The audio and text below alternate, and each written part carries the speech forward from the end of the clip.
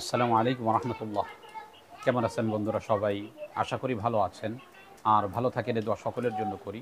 আজকে একটি গুরুত্বপূর্ণ বিষয় নিয়ে আপনাদের সাথে আলোচনা করতে যাচ্ছি, যেই বিষয়টি সকলের জন্যই ফায়দাজনক হবে বলে আমি আল্লাহ তাআলার কাছে আশাবাদী। বিষয়টি হলো, যেই সমস্ত ব্যক্তিরা নিজেদের বাতেরি চোখ অথবা অদৃশ্যের এলেম সম্পর্কে জানার ধারণা পোষণ করেন এবং ইচ্ছা করেন যে আপনার বাতেনি চোখ খুলুক অথবা কাশফ হোক আপনার, এটা আপনি চান, তো আজকের আলোচনাটি আপনার জন্যই।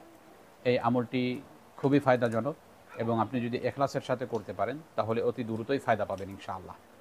আমলটি হলো, এটা ইসমে আজম নামক কিতাবের মধ্যে লিপিবদ্ধ করা হয়েছে। আমলটি হলো আমাদের মুসলিমের যেই মূল কালিমা, কালিমায়ে তয়্যিবা লা ইলাহা ইল্লাল্লাহু মুহাম্মাদুর রাসূলুল্লাহ, এই কালিমাটি আপনার প্রতিদিন 1000 বার করে পাঠ করতে হবে।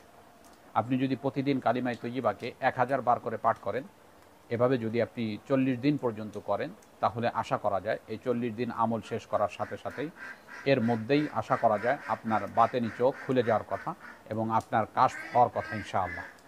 তবে সুফিয়া ইকরামগণ লিখেছেন, এই কালিমায়ে তয়্যিবা দ্বারা যদি কেউ কাশফ খুলতে চায় বা তার কাশফ হোক এটা যদি কেউ চায়, তাহলে তার জন্য করণীয় হলো প্রতিদিন তাহাজ্জুদের সময় ওঠে, তাহাজ্জুদের নামাজ পড়ে এখলাসের সাথে, একসুইর সাথে যদি কোনো ব্যক্তি কালিমায়ে তয়্যিবা পাঠ করে প্রতিদিন 1000 বার করে, এভাবে এই আমলটি যদি কোনো ব্যক্তি চলমান 40 দিন পর্যন্ত রাখতে পারে, তাহলে আমি আল্লাহ তাআলার কাছে আশাবাদী যে এর বদৌলতে তার কাশফ হবে এবং তার বাতেনি চোখ খুলে যাবে ইনশাআল্লাহ।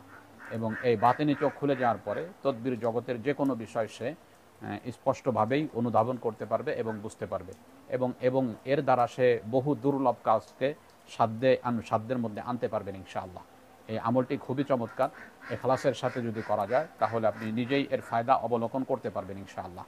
অতএব যেই সমস্ত বন্ধুরা আমল করবেন তাদের জন্য আমি পরামর্শ দিব, অবশ্যই আপনি আমলটা সুফিয়া ইকরামের কথার প্রতি লক্ষ্য রেখে প্রতিদিন তাহাজ্জুদের পরে যদি করেন তাহলে বেশি ফায়দা পাবেন ইনশাআল্লাহ। তো আজকে এ পর্যন্তই, দেখা হবে অন্য কোনো দিন অন্য কোনো বিষয় নিয়ে। আসসালামু আলাইকুম ওয়া রাহমাতুল্লাহ।